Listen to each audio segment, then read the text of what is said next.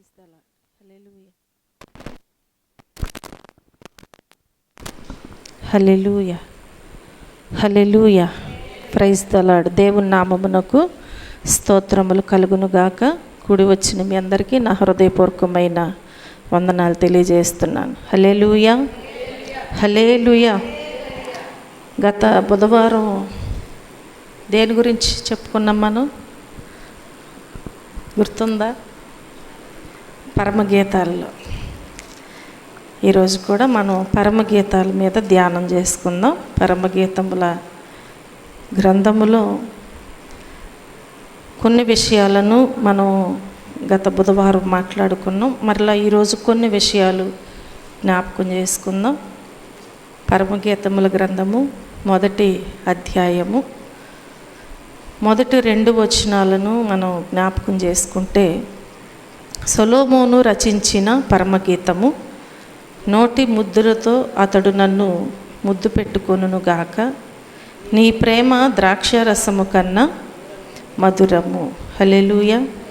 ప్రియమైన దేవుని బిడ్డలారా, మనం జ్ఞాపకం చేసుకుంటే ఈ పరమగీతముల గ్రంథములో మనం కొన్ని విషయాలను గత బుధవారం చెప్పుకున్నాము. ఈరోజు మరలా కొన్ని విషయాలు మనం గమనించాలి. ఈ మొదటి వచనములో సొలొమోను రచించిన పరమగీతము అని వ్రాయబడి ఉంది. కనుక ఇది సొలొమోను రాజుగారు తన యవన కాలములో పట్టాభిషేకము కాకముందే ఈ గ్రంథము వ్రాయడము ప్రారంభించారు. కాబట్టి మనం జ్ఞాపకం చేసుకున్నట్లయితే ఉపోద్ఘాతంలో చెప్పిన విధముగా 2 కోణాలు ఇక్కడ మనకు కనిపిస్తూ ఉంటాయి. అదేంటి అని మనం చూస్తే, వాక్యములో ఉన్నటువంటి ఆత్మీయ మర్మము, అలాగే దేవుడు అబ్రహాము గారిని పిలుచుకుని ఆయనకు స్వకీయ జనముగా మరి అబ్రహామును చేసుకొని రాజ్యమునిచ్చి, అలాగే వారి పాపములకు చెరలోనికి బబులోన్ను పంపించి తిరిగి రప్పించి యేసుక్రీస్తు ప్రభువుల వారిని ఈ లోకానికి పంపించి పాప పరిహారము జరిగించి, మరలా సిలువ మరణ పునరుద్ధానము తర్వాత సంఘమును స్థాపించడం, అలాగే 2వ రాకడ 1000 ఏళ్ల పాలన కోణములో ఈ గ్రంథమును మనము చూస్తూ ఉంటాం, ధ్యానం చేసుకుందాం. కాబట్టి ప్రియమైన దేవుని బిడ్డలారా, ఈ గ్రంథమును వ్రాయడము ఆయన ప్రారంభించినట్లుగా మనం చూస్తున్నాము. కనుక మొదటగా ఈరోజు సొలొమోను అంటే అర్థం ఏమిటి, దాని ద్వారాగా మనము ఏమి నేర్చుకోవచ్చు అనే విషయాన్ని ఈరోజు మనం జ్ఞాపకం చేసుకుందాం. సొలొమోను అంటే అర్థము ఏంటి, దాని ద్వారాగా మనము నేర్చుకోవలసినటువంటి విషయాలను మనము జ్ఞాపకం చేసుకుందాం. సొలొమోను అనగా, నేను గత వారమే ఆయనకి ఎన్ని పేర్లు పెట్టబడినాయి, వాటి అర్థాలు కూడా చెప్పాను. ఈ సొలొమోను అనగా సమాధానకర్త అని మనం చూస్తూ ఉంటాం. సొలొమోను అనగా సమాధానకర్త. సొలొమోనుకి ఎన్ని పేర్లు చెప్పాము? 4 పేర్లు కదా. 4 పేర్లు ఉన్నట్లుగా మనం చూసాం. కాబట్టి దావీదు గారు పెట్టిన పేరు సొలొమోను. మరి మనం చూస్తే నిజానికి సమాధానకర్త ఎవరు అని మనం జ్ఞాపకం చేసుకుంటే, ఈ సమాధానకర్త అనగా యేసు ప్రభు వారు మాత్రమే. అవునా కాదా? యేసు ప్రభు వారు యెషయా గ్రంథంలో మనకి 9వ అధ్యాయము 6వ వచనములు అక్కడ తెలియచేయబడద్ది. ఏలయనగా మనకు శిశువు పుట్టేను, శిశువు అనుగ్రహింపబడెను, ఆయన భుజం మీద రాజ్యభారముండును, ఆశ్చర్యకరుడు, ఆలోచనకర్త, బలవంతుడైన దేవుడు, నిత్యుడగు తండ్రి, సమాధానకర్తయగు అధిపతి అని అతనికి పేరు పెట్టబడెను. హల్లెలూయా. హల్లెలూయా. కనుక ప్రియమైన దేవుని బిడ్డలారా, మనం జ్ఞాపకం చేసుకున్నట్లయితే ఈ యేసుక్రీస్తు ప్రభుల వారు సమాధానకర్త కాబట్టి మనం చూస్తున్నాం అక్షరార్థంగా ఈ ప్రేమ గీతము సొలొమోను గారు. ఇది సోలమ్మతి, చెప్పాను కదా గత బుధవారం మీకు, సోలమ్మతికి వ్రాసినటువంటి ప్రేమ లేఖ. కానీ ఆత్మీయముగా ఈ లేఖ యేసుక్రీస్తు ప్రభువారు తన స్వరక్తమిచ్చి సంపాదించుకున్నటువంటి తన సంఘానికి వ్రాసుకున్నటువంటి ప్రేమ లేఖ అని అర్థమవుతూ ఉంటుంది. హల్లెలూయా, హల్లెలూయా. కనుక ఇక రెండవదిగా దేవుడు తన ప్రవక్త ద్వారాగా పెట్టినటువంటి పేరేంటి అంటే యెదీద్య. తన ప్రవక్త ద్వారాగా పెట్టినటువంటి పేరు యెదీద్య. యెదీద్య అనగా యెహోవాకు ప్రియుడు. యెదీద్య అనగా యెహోవాకు ప్రియుడు. దీనికోసం ఆలోచిస్తే యేసుక్రీస్తు ప్రభువారు కోసం దేవాది దేవుడు, మరి తండ్రి అయినటువంటి దేవుడు చెప్పారు. మత్తయి సువార్త, మార్కు సువార్త, లోకా సువార్త, ఈయన నా ప్రియ కుమారుడు కదా. అక్కడ మనం జ్ఞాపకం చేసుకుంటే ఆ సువార్తలలో 3 సువార్తలలో కూడా తెలియచేపడద్ది. మత్తయి అయితే 3:17, అలాగే మనం చూస్తే మార్కు 1:11, లోకా 3:22 కొన్ని ఈ సువార్తలలో కొన్ని వచనాలలో మనం చూస్తే ఈయన నా ప్రియ కుమారుడు అని. కారణం ఏంటి అంటే ఆయన తండ్రికి ప్రియమైన వ్యక్తిగా కదా. తండ్రికి ఎలా ఉన్నాడు? ప్రియమైన వ్యక్తిగా జీవిస్తూ ఏం చేయాలనేది కోరుకున్నారు కదా. కాబట్టి అదే పనులు మాత్రమే చేశారు కూడా. తండ్రి దేనికోసమైతే ఆ కుమారుణ్ణి ఏర్పాటు చేసుకున్నారో, దేనికోసమైతే ఈ లోకానికి పంపించి ఉన్నారో, కుమారుడు కూడా ఏం చేశారనమాట, తండ్రి చిత్తాన్ని మాత్రమే ఆయన ఈ లోకానికి వచ్చి నెరవేర్చినట్లుగా మనము చూస్తూ ఉంటాం. హల్లెలూయా, హల్లెలూయా. దేవునికి ఇష్టమైన పనులు మాత్రమే చేస్తూ ఆయన దేవునికి ప్రియులుగా జీవించవలసినటువంటి వారమై ఉన్నాము ఈరోజు నీవు నేను కూడా. మన తండ్రి, ఆయన తండ్రి చిత్తాన్ని నెరవేర్చి ఎలా ఈయన నా ప్రియ కుమారుడు అని మాట్లాడి ఉన్నారో, ఈరోజు మన విషయంలో కూడా మన దేవుడు ఆయన చిత్తాన్ని నెరవేర్చి ఆయన కొరకు మనం ఈ లోకములో దేవునికి ప్రియులుగా మనము జీవించవలసినటువంటి వారమై ఉన్నామని మనం మర్చిపోవటానికి వీల్లేదు. హల్లెలూయా. సామెతల గ్రంథము 16వ అధ్యాయము, సామెతల గ్రంథము 16వ అధ్యాయము 7వ వచనములో మనం చూస్తే, ఒకని ప్రవర్తన యెహోవాకు ప్రీతికరమగునప్పుడు ఆయన వాని శత్రువులను సహా వానికి మిత్రులుగా చేయును. హల్లెలూయా కదా. మన ప్రవర్తన దేవునికి ఎలా ఉండాలి? ప్రీతికరముగా ఉండాలి. కాబట్టి యెదీద్య అనగా యెహోవాకు ఇష్టుడు లేక ప్రియుడు అని అర్థము. యెదీద్య అనగా యెహోవాకు ఇష్టుడు లేక ప్రియుడు. కానీ నిజానికి సొలొమోను గారు తన జీవిత మరి విషయంలో మనం చూస్తే దేవునికి ఇష్టుడుగా ఉండకుండా దేవునికి వ్యతిరేకంగా జీవించి శపించబడ్డాడు. దేవునికి వ్యతిరేకముగా జీవించి, కాబట్టి ఇక్కడ యెదీద్య సొలొమోను కాదు, యేసుక్రీస్తు ప్రభువుల వారే. కనుక ఈ లేఖ యేసుక్రీస్తు ప్రభుల వారే రాశారు అని మనం ఈరోజు ఏం చేయాలన్నమాట, గ్రహించాలి అని ప్రభు మనతో ఈరోజు మాట్లాడుచూ ఉంటున్నారు. హల్లెలూయా. ఇక మూడవదిగా మనం జ్ఞాపకం చేసుకుంటే, సొలొమోను గారి తల్లి పేరేంటండి? బత్షెబ కదా. ఈ బత్షెబ సొలొమోనుకి ఏం పేరు పెట్టింది అంటే లెమూయేలు అని పేరు పెట్టింది. లెమూయేలు అనగా దేవుణ్ణి హత్తుకునేవాడు అని అర్థము. లెమూయేలు అనగా దేవుణ్ణి. కాబట్టి మనం చూస్తే సొలొమోను తన జీవిత ఆరంభంలో దేవుణ్ణి హత్తుకున్నాడు. కానీ చివరిలో ఏం చేశాడంటే విగ్రహాలను, కాముకత్వాన్ని హత్తుకున్నట్లుగా చూస్తున్నాం మనం. మొదట్లో అయితేనేమో దేవుణ్ణి హత్తుకుని జీవించాడు. లాస్ట్కి వచ్చేసరికి మనం చూస్తే విగ్రహారాధన చేస్తూ విగ్రహాలను, అలాగే అనేక మంది భార్యలను, ఉపపత్నులను, అంటే వారి వైపు చూస్తూ వారి మాట చొప్పున జీవిస్తూ ఆ విషయాలలో ఆయన ముందుకి సాగినట్లుగా మనము చూస్తూ ఉంటాం. హల్లెలూయా. కాబట్టి కానీ ఇక్కడ మనం యేసుక్రీస్తు వారిని జ్ఞాపకం చేసుకుంటే కేవలము ఆయన మాత్రం ఎలా ఉన్నారు అంటే తండ్రి చిత్తాన్ని నెరవేర్చడానికే నేను వచ్చాను, తండ్రి చిత్తాన్ని నెరవేర్చడానికే నేను వచ్చాను అని చెప్తూ ఆయన తండ్రికి ఇష్టమైన కార్యాలు మాత్రమే చేస్తూ ఆయన దేవుణ్ణి మాత్రమే హత్తుకున్నారు. హల్లెలూయా. కాబట్టి మనము కూడా మన జీవితంలో ఏం చేయాలండి? మనకు ఒక స్త్రీ తెలుసు కదా, ఆమె పేరు రూతు. రూతు కూడా ఏం చేసింది? రూతు కూడా అత్తగారైనటువంటి నయోమిని హత్తుకున్నట్లుగా మనం చూస్తూ ఉంటాం.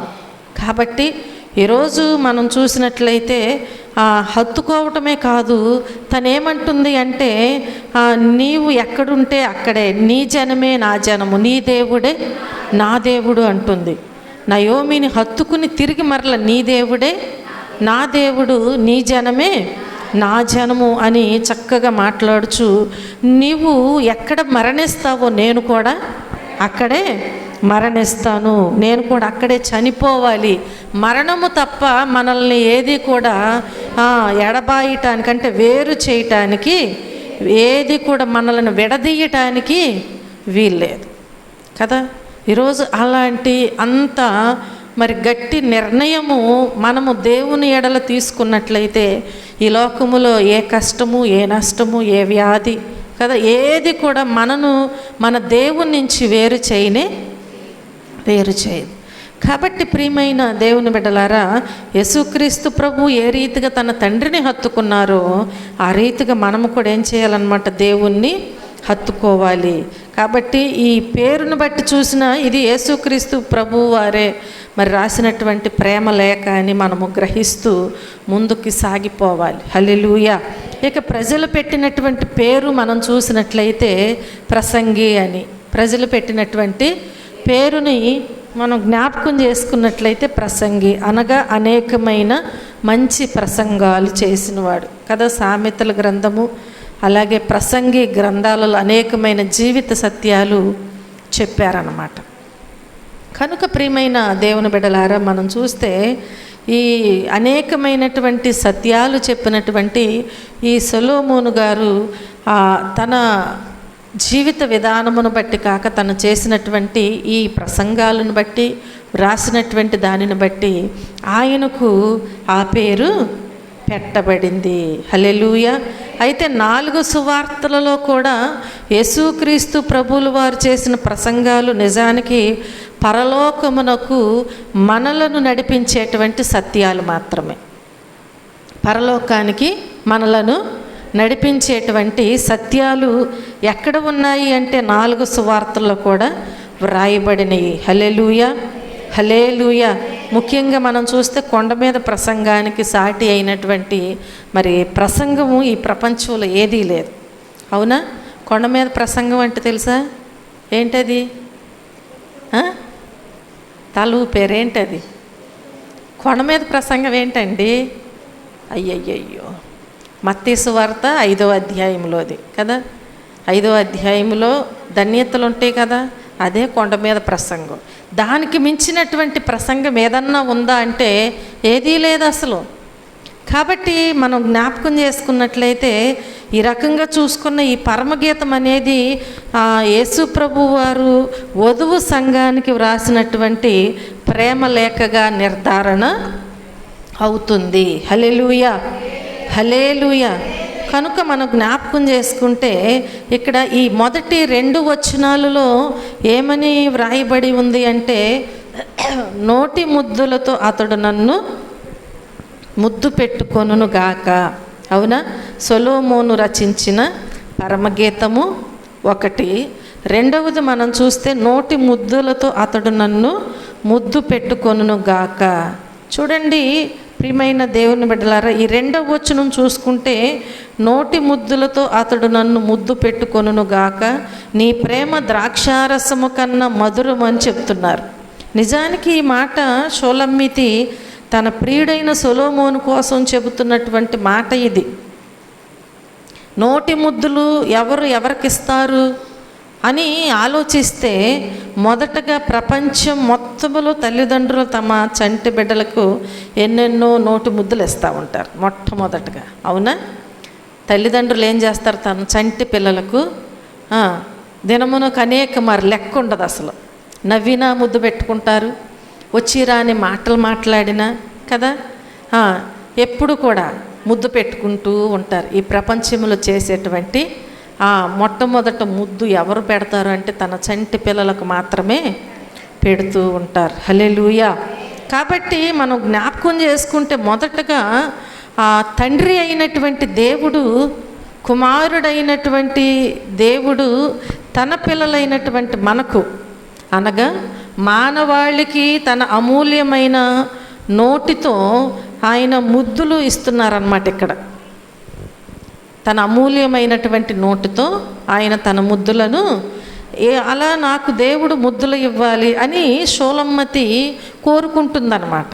షోలమ్మతి ఏం చేస్తుందన్నమాట, తన తండ్రి అయినటువంటి దేవుడు కుమారుడైన దేవునికి ఎలాగూ ఇస్తూ ఉంటున్నారో అలాగే వారి నోటి ద్వారాగా తన పిల్లలైనటువంటి మనకు ఎలాగూ అనుగ్రహించబడుతుందో అలాగూ తనకు కావాలి అని చెప్పి షోలమ్మతి ఏం చేస్తుంది, కోరుకుంటూ ఉంటుంది. ఇక్కడ రెండవదిగా ప్రపంచంలో మొట్టమొదటగా ఎవరు పెడతారు అనేది చెప్పాను.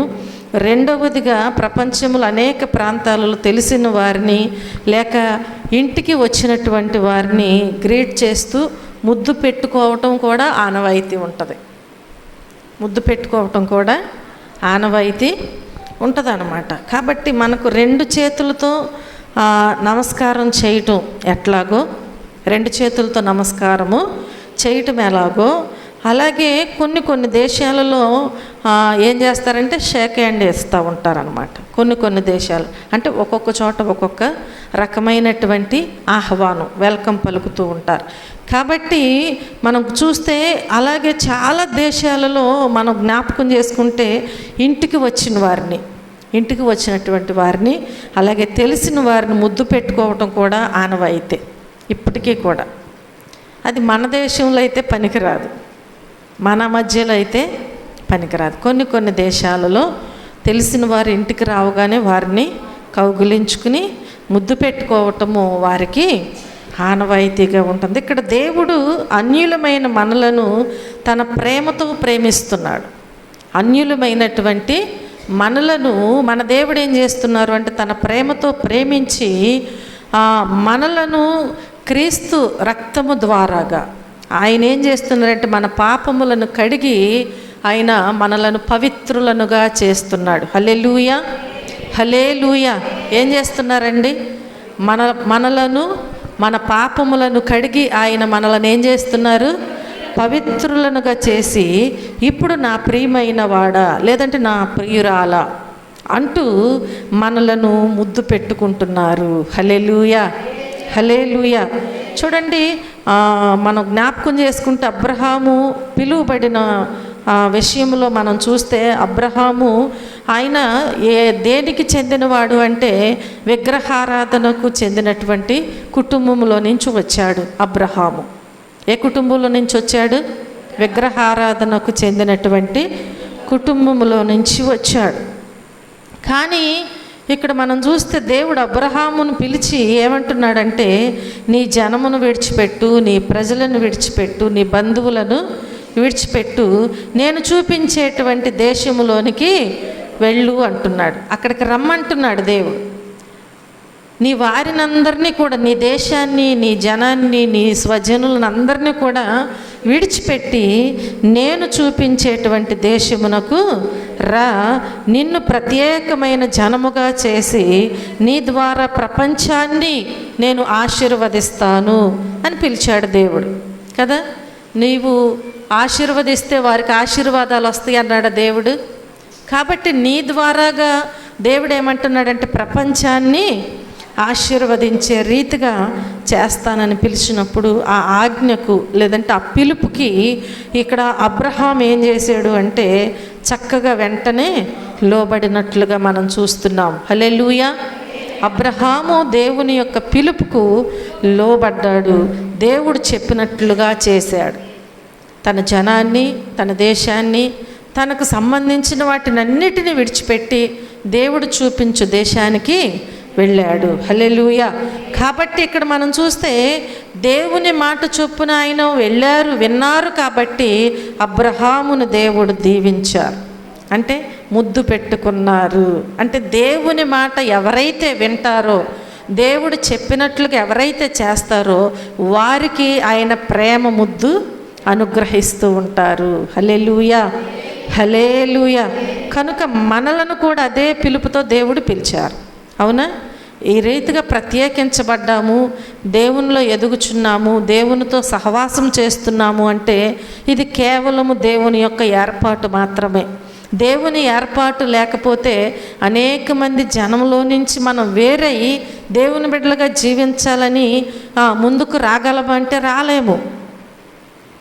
కాబట్టి ఈరోజు దేవుడు మనతో మాట్లాడుచున్నారు కదా, ఆయన మనలను ఏర్పాటు చేసుకుని దేవుడు మనలను అదే పిలుపుతో పిలిచారు. కనుక యేసుక్రీస్తు సువార్త ద్వారాగా ఇప్పుడు మనము దానికి లోబడి సువార్త సత్యమును గ్రహించిన సంఘానికి దేవుడు ఏం చేశాడంటే యేసుక్రీస్తు ప్రభువులు వారు ముద్దు పెట్టుకోవటానికి, సంఘమును ఆయన ముద్దు పెట్టుకోవటానికి సిద్ధముగా ఉన్నారు. ఒక వరుడు వధువును ఏ రీతిగా ప్రేమిస్తారో అలాగే మన దేవుడు ఇప్పుడు ఈ సంఘమును ప్రేమించటానికి, ఆయన ఆహ్వానించటానికి, ముద్దు పెట్టుకోవటానికి, ఇష్టపడటానికి ఆయన సిద్ధముగా ఉన్నారు. ఆ కోణములో మనం కూడా ఉండాలి. ఆ యోగ్యత, ఆ ధన్యత మనం కూడా సంపాదించుకోవాలి అంటే ఇప్పుడు మనలో ఏముండాలి? ఏముండాలండి? మనం ఏం చేయాలి? దేవుని మాట చొప్పున మనం ప్రయాణము చేయాలి. ఆయన ఆజ్ఞానుసారముగా జీవించాలి. ఆయనకి ఇష్టలుగా మనం బ్రతకాలి. అప్పుడు తప్పకుండా దేవుడు మనకు సహాయము చేస్తారు. హల్లెలూయా. రోమీలకు రాసిన పత్రిక 1వ అధ్యాయము 2వ వచనం ప్రకారము పరిశుద్ధులుగా ఉండటానికి మనం పిలువబడ్డాం. ఎందుకు పిలువబడ్డాం? మనం పరిశుద్ధులుగా ఉండటానికి పిలువబడ్డాం. కాబట్టి మనం పరిశుద్ధులుగానే జీవించాలి. మనం పిలువబడినటువంటి పిలుపు ఏమై ఉన్నదో ఆ ప్రకారమే మనం ఏం చేయాలి? లోకములో జీవించాలి. ఎందుకు దేవుడు మనల్ని పిలుచుకున్నాడు అంటే మూర్ఖులకు, ఈ తరము వారి నుంచి మనం వేరవ్వాలి అన్నాడు. అంటే మనం పరిశుద్ధులుగా జీవించాలి. అది దేవుని యొక్క ఉద్దేశం, దేవుని యొక్క ప్రణాళిక, అది ఆయన ఇష్టము. కాబట్టి పరిశుద్ధులుగా ఉండటానికి పిలుచుకున్నటువంటి దేవుడు ఏమంటున్నాడు అంటే ఇప్పుడు మీరు జీవించటం కూడా ఎలా జీవించాలి అంటే దేవుని యొక్క పిలుపును బట్టి మనం పరిశుద్ధులుగా జీవించాలి. ఎందుకంటే మన పిలుపు సామాన్యమైనది కానే కాదు. అవునా? మన పిలుపు ఒక్కొక్కసారి మన ఇంటికి వచ్చి ఎవరన్నా, ఒకవేళ మీ ఇంటికి వచ్చి నిన్ను ఎవరైనా పిలుస్తున్నారు అనుకో, రోడ్డు మీద ఉండి మీ పేరు పెట్టి, నీకు ఇష్టమైతే తొందరగా పలికి బయటకు వస్తావు, నీకు ఇష్టం లేదనుకో ఏం చేస్తావు? వస్తున్నానులే, పని ఉందలే, ఏదో చెప్తావు. అవునా? ఇష్టం లేనప్పుడు. కానీ మన దేవుడు పిలిచినటువంటి పిలుపు సామాన్యమైనది కాదు. అది అందరినీ ఒకవేళ పిలిచినట్లుగా అందరి పిలుపు లాంటి పిలుపుగా మనం తీసుకోవటానికి వీల్లేదు. ఇది సామాన్యమైనటువంటిది కాదు. భవిష్యత్తు జ్ఞానమును బట్టి మనల్ని దేవుడు పిలుచుకున్నాడు. హల్లెలూయా. అంటే ఆయన నీ జీవిత విధానములో ఆయనకు ఒక ప్రణాళిక ఉంది. నీ భవిష్యత్తు యొక్క జ్ఞానం ఎవరి దగ్గర ఉంది అంటే దేవుని దగ్గర ఉంచబడింది. కాబట్టి దాని ప్రకారముగా దేవుడు నిన్ను పిలుచుకుంటున్నారు. అందుకని కాబట్టి రాజులైన యాజకులుగా మనము పిలువబడుచున్నాము. హల్లెలూయా. దేవుడు ఎలా పిలుచుకుంటున్నాడు? రాజులై యాజక సమూహముగా దేవుడు పిలుచుకుంటున్నారు. కనుక ప్రియమైన దేవుని బిడ్డలారా, పిలుపుకు తగినటువంటి జీవితము మనము జీవించాలి. అంటే పరిశుద్ధులుగా ఉండాలి. అది దేవుని ఉద్దేశం, అది దేవుని చిత్తమై ఉన్నది. మనము దేవుని పరిశుద్ధులుగా, అపోస్తలులుగా, బోధకులుగా, లేక కాపరులుగా ఇంకా దేవుని పని చేయడానికి మనము పిలువబడ్డామని చెప్పి మర్చిపోవటానికి వీల్లేదు. ఇక మనం జ్ఞాపకం చేసుకుంటే ఇంకొకటి, కొరింథీయులకు రాసినటువంటి మొదటి పత్రికలో మనం చూస్తే 7వ అధ్యాయము, కొరింథీయులకు రాసినటువంటి మొదటి పత్రిక 7వ అధ్యాయము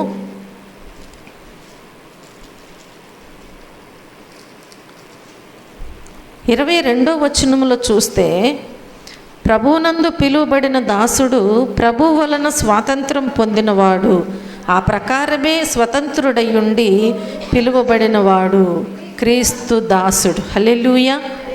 దేవుని వాక్యము ఎంత శ్రేష్టమైనది అంటే, స్వాతంత్రము పొందటానికి మనం పిలువబడ్డామంట. ఏం పొందుకోవటానికి? స్వాతంత్రము.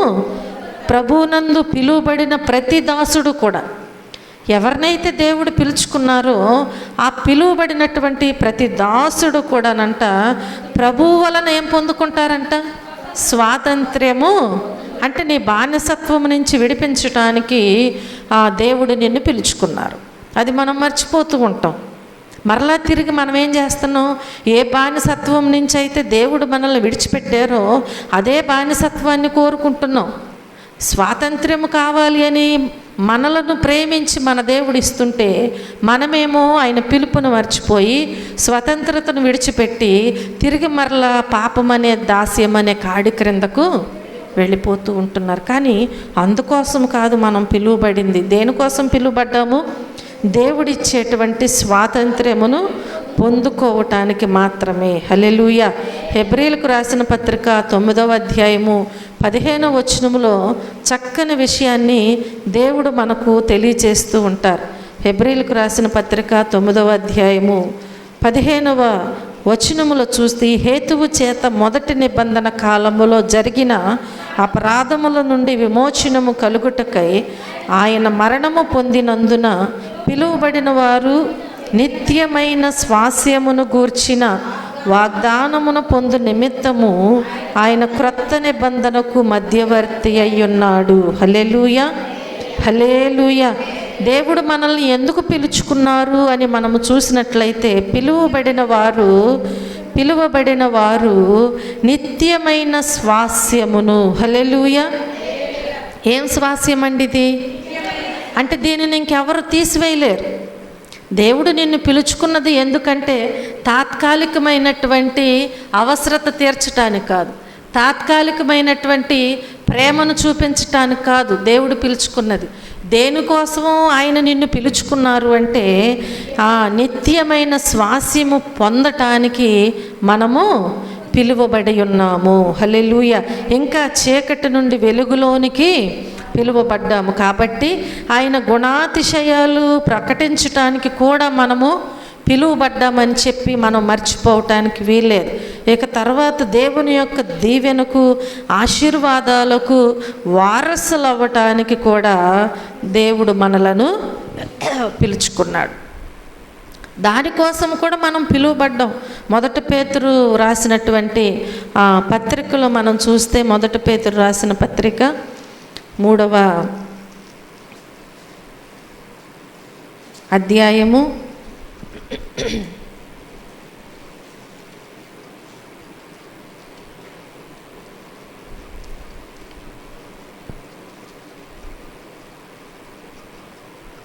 9వ వచనములో చూస్తే, ఆశీర్వాదమునకు వారసులవుటకు మీరు పిలువబడితిరు గనుక కీడుకు ప్రతి కీడైనను దోషణకు ప్రతి. చూడండి, మనం ఎందుకు పిలువబడ్డామంటే ఇక్కడ ఆశీర్వాదమునకు వారసులం అవటానికి. హల్లెలూయా. హల్లెలూయా. అలాగే మనం జ్ఞాపకం చేసుకున్నట్లయితే 5వ అధ్యాయము 10వ వచనములో కూడా దేవుని వాక్యము సెలవిస్తుంది కదా, తన నిత్య మహిమకు క్రీస్తునందు మిమ్మల్ని పిలిచిన సర్వకృపానిధి యగు దేవుడు మనల్ని ఎందుకు పిలుచుకున్నారు అనేది చూస్తే, శాశ్వత మహిమకు మనము పిలువబడ్డాము అనేది ఇక్కడ మనకు తెలియచేయబడుచున్నది. ఏ మహిమకు పిలువబడి ఉన్నాము? శాశ్వతమైనటువంటి మహిమకు, నిత్య మహిమకు, నిత్యము ఉండేటువంటి మహిమ అంటే శాశ్వతమైన మహిమకు మనము పిలువబడ్డాము. హల్లెలూయా. హల్లెలూయా. అలాగే ప్రకటన గ్రంథము 19వ అధ్యాయము 9వ వచనం ప్రకారం చూస్తే, గొర్రెపిల్ల పెండ్లి విందుకు పిలువబడ్డాం. మనం దేనికి పిలువబడ్డాము? గొర్రెపిల్ల పెండ్లి విందుకు మనము పిలువబడి ఉన్నాం. ఇంకా యేసుక్రీస్తు ప్రభులు వారి యొక్క దేవుని యొక్క వారుగా, అంటే ఆయన ప్రజలుగా, ఆయన వారుగా మనము ఉండటానికి మన దేవుడు మనలను పిలుచుకున్నాడు. ఇలాగ మనం జ్ఞాపకం చేసుకుంటే ఇంకా మనం చూసినట్లయితే విధేయులకు పిల్లల వలె మనం ఉండాలంట. ఎలా ఉండాలండి? విధేయులు మగు పిల్లల వలె ఉండటానికి మనము పిలువబడ్డాం. కాబట్టి విధేయులకు పిల్లల వలె మీ పూర్వపు అజ్ఞాన దశలో ఉండకుండా మిమ్మును పిలిచినటువంటి వాడు పరిశుద్ధుడై ఉన్న ప్రకారము దేవుని వాక్యములో సెలవిస్తుంది. 1 పేతురు రాసిన పత్రిక 1వ అధ్యాయం 15-16 వచనాలలో చక్కని విషయాలు మనకు అర్థమవుతూ ఉంటాయి. కాబట్టి పరిశుద్ధుడై ఉన్న ప్రకారము సమస్త ప్రవర్తన యందు పరిశుద్ధులయుండుడి అని పేతురు గారు ఇక్కడ ఈ అధ్యాయంలో మనకి మంచి స్పష్టతను ఆయన అనుగ్రహిస్తూ ఉంటున్నారు. హల్లెలూయా. కాగా ఇక్కడ దేవుని వాక్యములో సెలవీయబడుచున్నది కదా, మీరు విధేయులకు పిల్లలై మీ పూర్వపు అజ్ఞాన దశలో మీకుండిన ఆశలను అనుసరించి ప్రవర్తింపక. ఏం చేయకూడదంట? మనము దేవునికి ఎలా ఉండాలంటే విధేయులైన పిల్లల వలె. ఇప్పుడు మనకి పిల్లలు ఉన్నారు. మన పిల్లలు మనకు విధేయత చూపించకుండా మన మీద తిరుగుబాటు చేస్తుంటే మనం ఎంత బాధపడతాం? నేను ఎంత కష్టపడి వీళ్ళని పెంచాను, పెద్దవారు అయిన తర్వాత నా మీద తిరుగుబాటు చేస్తున్నారు కదా, అది ఎంత బాధ వేస్తుంది. అలాగే మన దేవుడు కూడా ఏమంటున్నారు అంటే మీరు విధేయులకు పిల్లల వలె ఉండాలి అని. విధేయులకు పిల్లలై మీ పూర్వపు అజ్ఞాన దశలో మీకు ఉండినటువంటి ఆశలను మీరు అనుసరించి ప్రవర్తించొద్దు. ఇంకా ఇప్పుడు నేను చెప్పిన ప్రకారముగా మీరు జీవించండి. ఎందుకంటే ఆయన మనలను పిలుచుకున్నాడు. ఆయన మనలను పిలిచిన దేవుడు కాబట్టి ఇప్పుడు దేవుని మాట చొప్పున మనం ఏం చేయాలండి? నడుచుకోవాలి, ప్రవర్తించాలి. హల్లెలూయా. కనుక మిమ్మును పిలిచిన వాడు పరిశుద్ధుడై ఉన్న ప్రకారము మీరును ఎలా ఉండాలంట?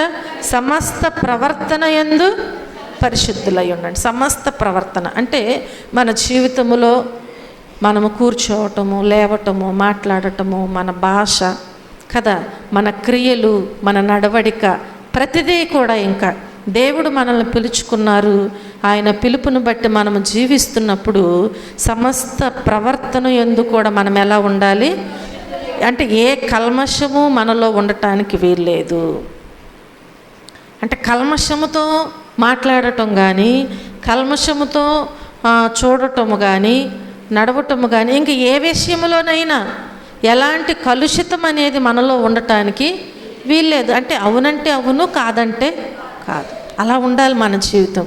అది దేవునికి ఇష్టమైనటువంటి జీవితం అని దేవుడు మనతో మాట్లాడుచున్నారు. హల్లెలూయా, హల్లెలూయా. కాబట్టి యేసయ్య మరి ఏమంటున్నారంటే పిలువబడిన వారు అనేకులు అంటున్నారు. దేవుడు ఏమంటున్నారు? పిలువబడిన వారు అనేకులు, ఏర్పరచబడిన వారు కొందరే. హల్లెలూయా. పిలువబడిన వారైతే అనేకులు ఉన్నారంట, ఏర్పరచబడిన వారు కొందరే. మరి నువ్వు పిలువబడ్డావు కదా, కాబట్టి ఈరోజు దేవుడు మనతో మాట్లాడుచున్నారు. ఏమని మాట్లాడుచున్నారు అంటే మరి నువ్వు ఏ గుంపులో ఉన్నావో తెలుసుకోవాలి. అవునా కాదా? పిలువబడిన వారు అనేకులు, ఏర్పరచబడిన వారు కొందరే. కాబట్టి దేవుడు పిలిచినప్పుడు పిలుపుకు లోబడి వచ్చిన నీవు దేవుడు ఏ రీతిగా ఉండమన్నారో ఆ రీతిగా నీవు జీవిస్తే నిన్ను ఏర్పాటు చేసుకుంటారు. అలా కాకుండా నీ ఇష్టానుసారముగా ఉంటే దేవుడు నిన్ను ఏర్పాటు చేసుకుంటారా? లేదన్నమాట. కాబట్టి చదువుకోవటానికి ఆ క్లాస్ రూమ్లో 100 మంది ఉండొచ్చు. 100 మంది పాస్ అవ్వకోకుండా మరలా ఇంకొక నెక్స్ట్ క్లాస్కి 100 మందిని పంపించరు. ఈ లోకంలో ఏ విషయంలోనైనా అంతే. అలాగే దేవుడు కూడా మనతో మాట్లాడుచు సెలవిస్తూ ఉంటున్నారు. హల్లెలూయా, హల్లెలూయా. ఇక మనం 3వది చూస్తే నోటి ముద్దులు పెట్టుకునేది ప్రేమికులు. అవునా? నోటి ముద్దులు పెట్టుకునేది ఎవరండి? ప్రేమికులు. ప్రియుడైనటువంటి సొలొమోను తనను తనివి తీర మరి ముద్దు పెట్టుకోవాలి అని షోలమ్మతి ఏం చేస్తుందంటే ఆశిస్తుంది. ఇక్కడ తనివి తీర తనను ముద్దు పెట్టుకోవాలని చెప్పి ఆమె ఏం చేస్తుందండి? ఆశిస్తూ ఉంటుంది. అలాగే సంఘము కూడా యేసుక్రీస్తు ప్రభువు వారు తనను ప్రేమించాలి, ముద్దు పెట్టుకోవాలి అని ఆశించటంలో తప్పేమైనా ఉందా? లేదు కదా. ఇది కపట ముద్దు కానే కాదు కదా. కాబట్టి సంఘం ఎప్పుడు కూడా ఏం చేయాలంటే, ముద్దు పెట్టుకున్నారు అంటే నిన్ను ఆహ్వానిస్తున్నాడు నీ వరుడు. కాబట్టి సంఘం ఎప్పుడు కూడా దాని కొరకు ఎదురు చూడాలి, ఆశపడాలి.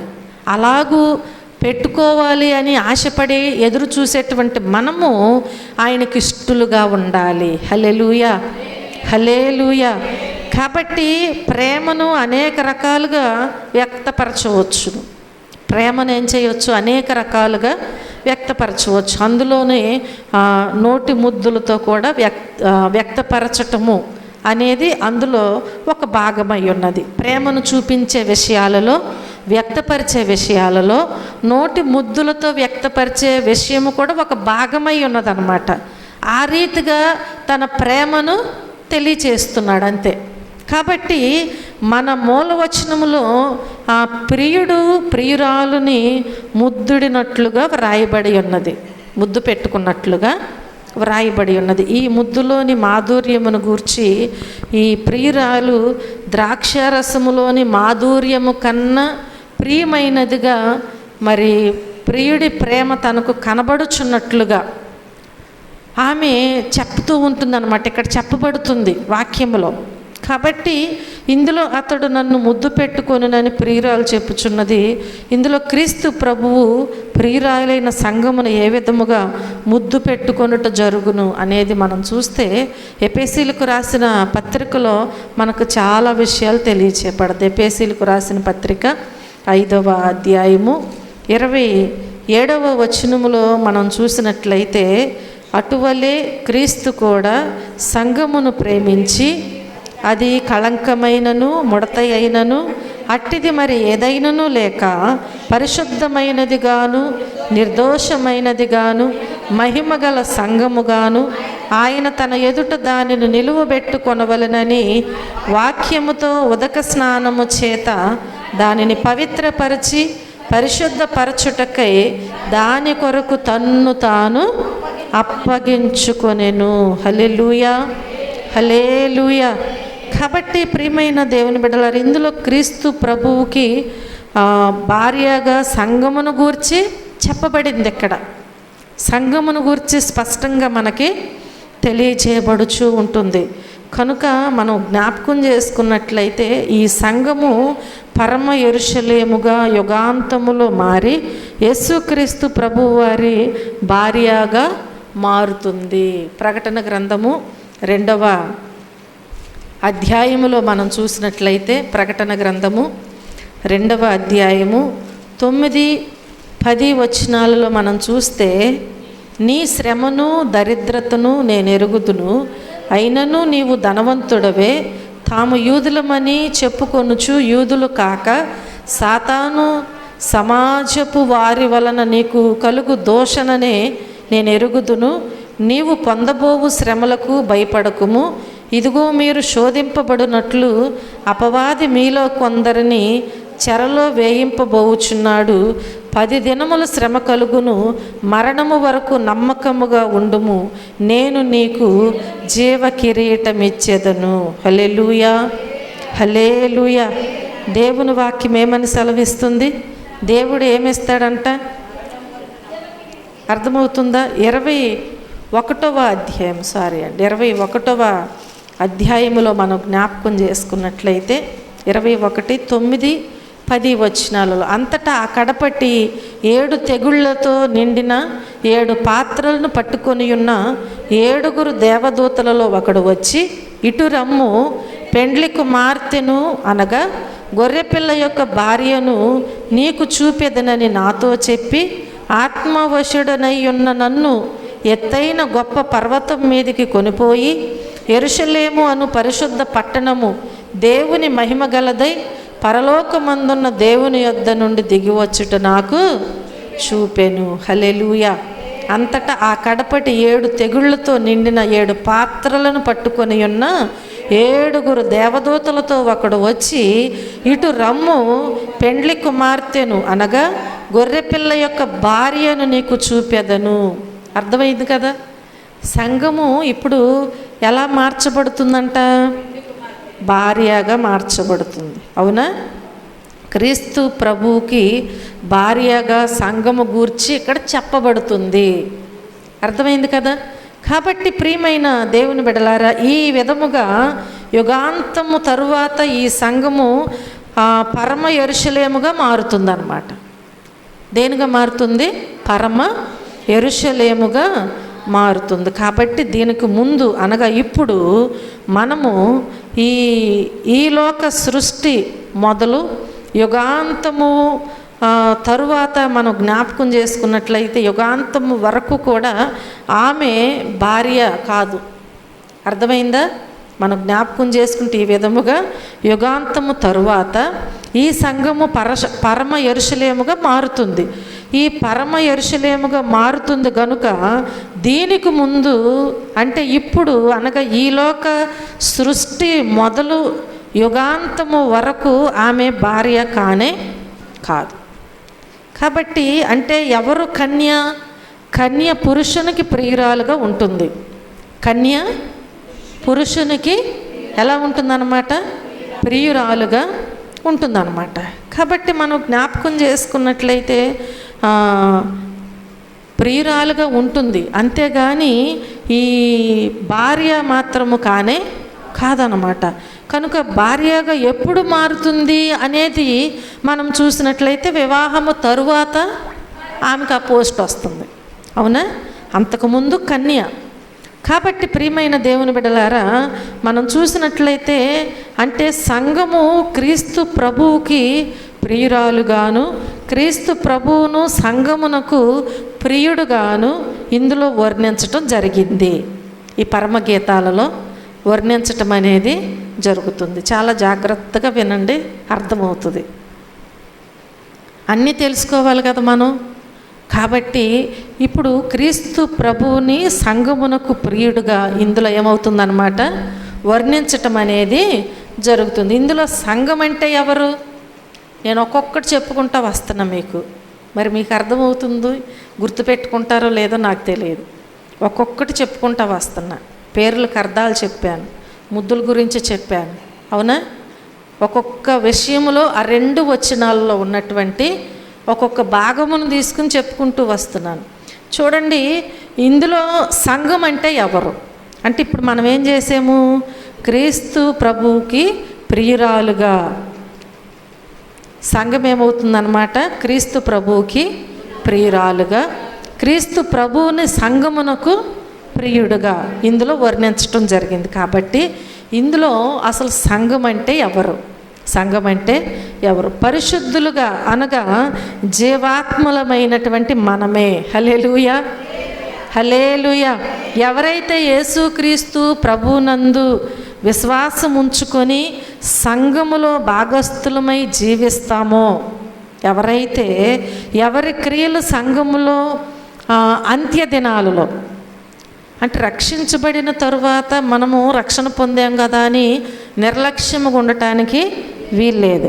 ఉదయం స్నానం చేసాము కదా అని సాయంత్రం చేయకపోతే మలినమే కదా. కాబట్టి ఎప్పటికప్పటికే ఏం చేయాలి? పరిశుద్ధపరుచుకుంటూనే ఉండాలి.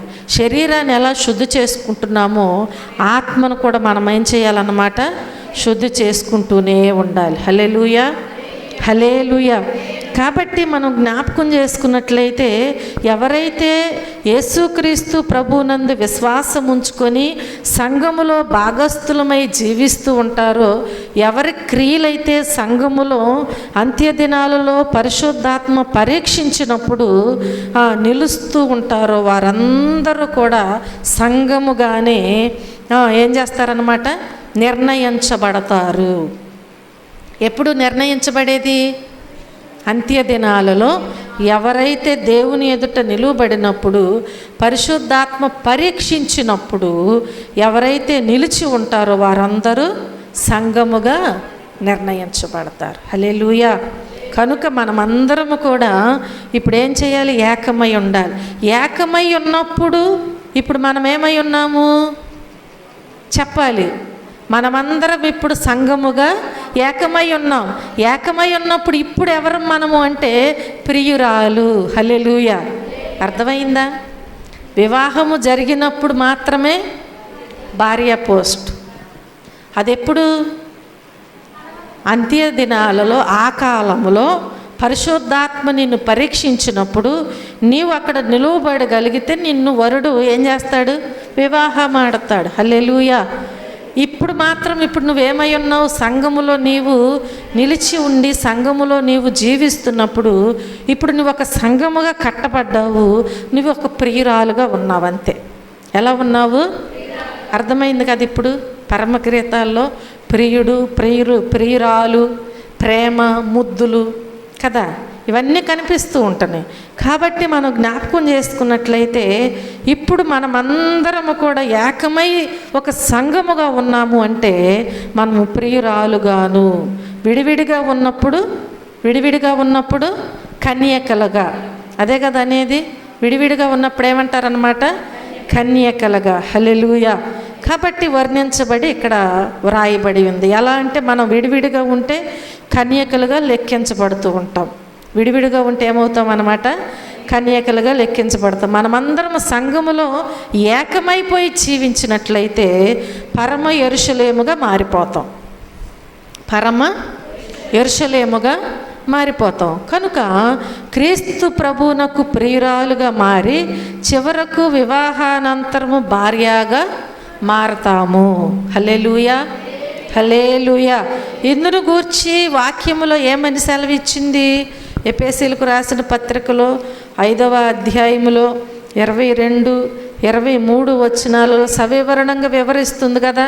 అందుకే ఈ పరమగీతములోని వర్ణన చదివే వారికి ఆత్మరీత్యా కొంత, ఈ లోకరీత్యా కొంత ఉన్నట్టుగా అర్థమయ్యి ఏం చేస్తారంటే తెకమకకు గురి చేస్తూ ఉంటుందన్నమాట. ఎందుకంటే క్రీస్తు ప్రభువు ప్రియునిగా నూతన నిబంధన కాలము వరకు అదృశ్యములో ఉన్నాడు. అర్థమైందా? ఆయన అదృశ్యములో ఉన్నారు. కాబట్టి మనం జ్ఞాపకం చేసుకుంటే నూతన నిబంధన కాలములో ఈ లోకములో భూమిపై ఉన్నారు. ఈ లోకములు ఏంటన్నమాట? భూమిపై. అటు తరువాత మరలా అదృశ్య రూపములో ఉన్నారు. యుగాంతము తరువాత రెండవ రాకడ, యుగాంతము తరువాత రెండవ రాకడలో వచ్చి సంఘమును ఏం చేస్తారంటే అప్పుడు తన భార్యగా చేసుకొనును. హల్లెలూయా. అది ఎప్పుడు? రెండవ రాకడ. యుగాంతము తరువాత రెండవ రాకడ వస్తుంది.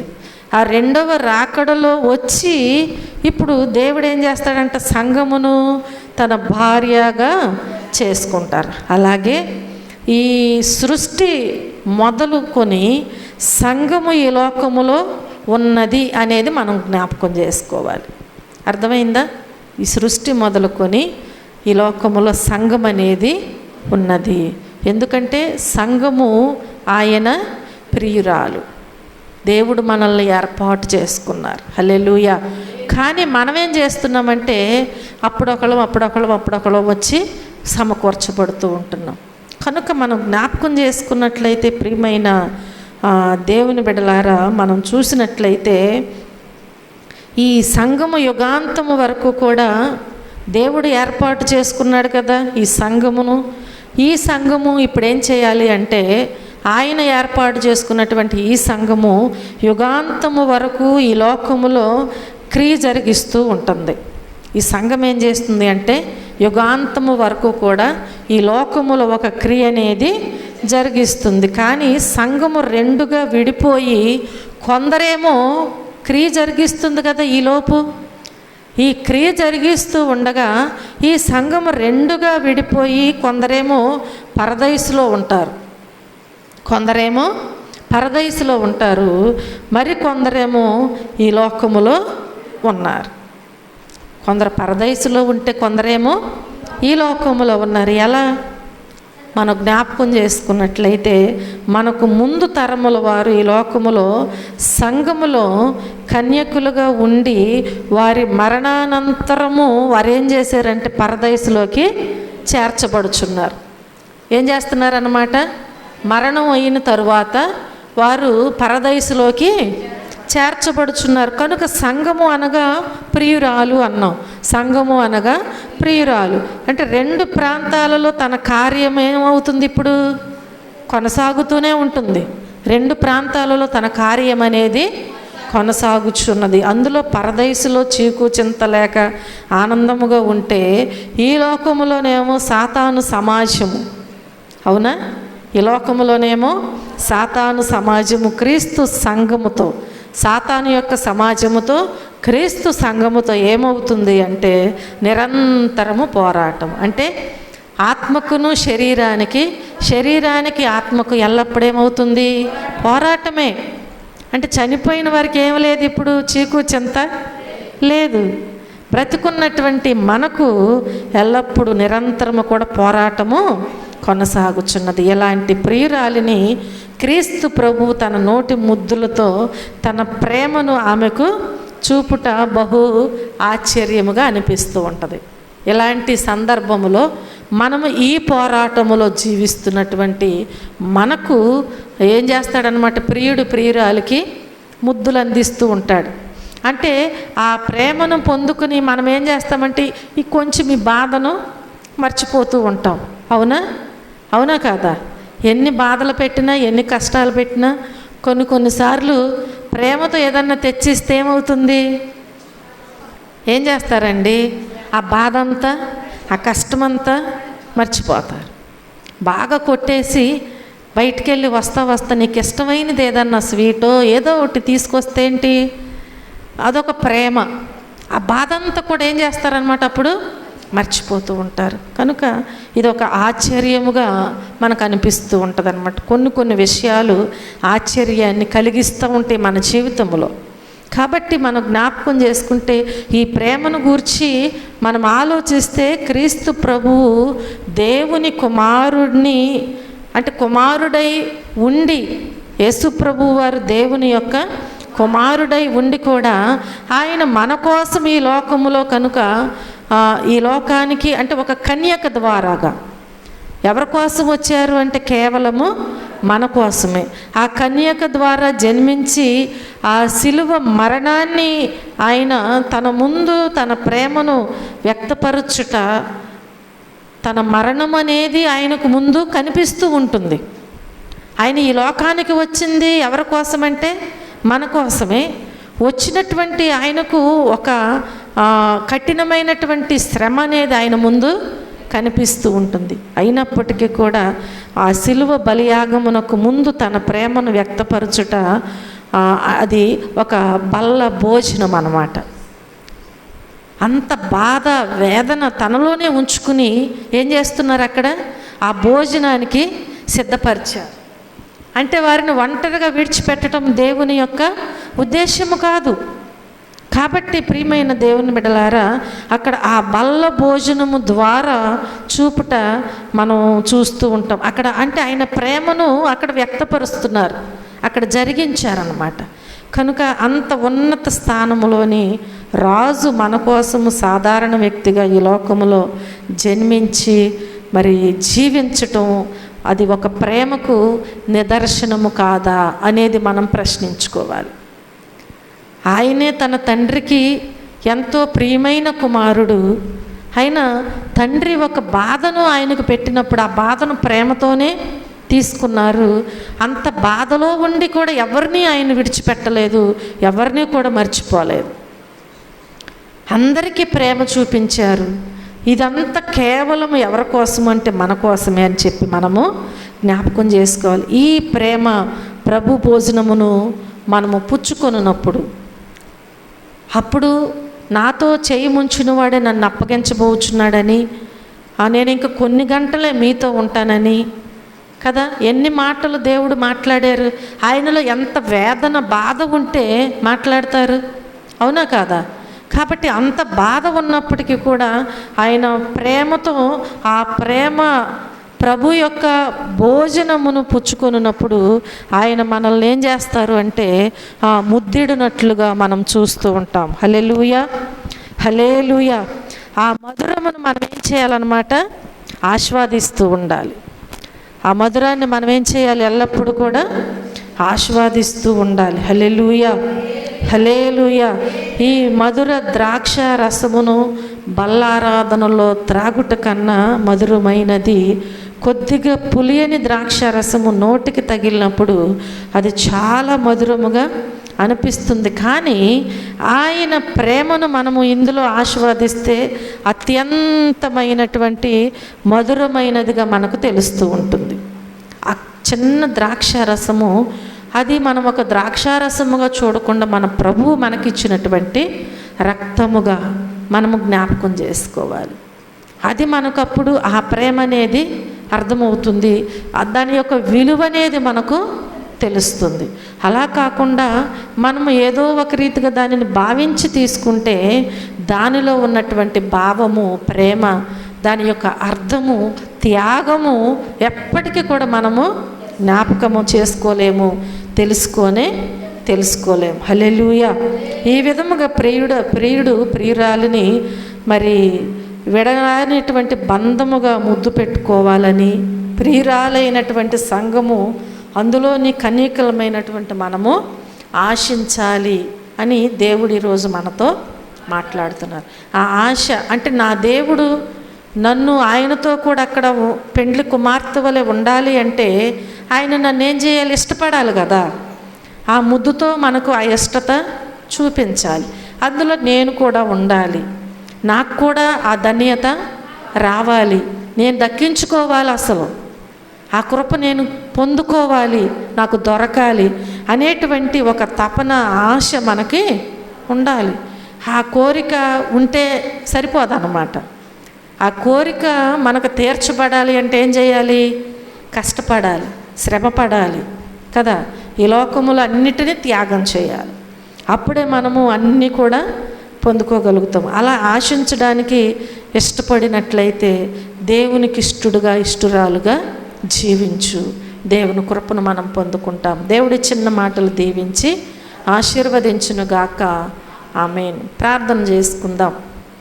అందరూ మోకరించినట్లయితే ప్రార్థన చేసుకుందాం.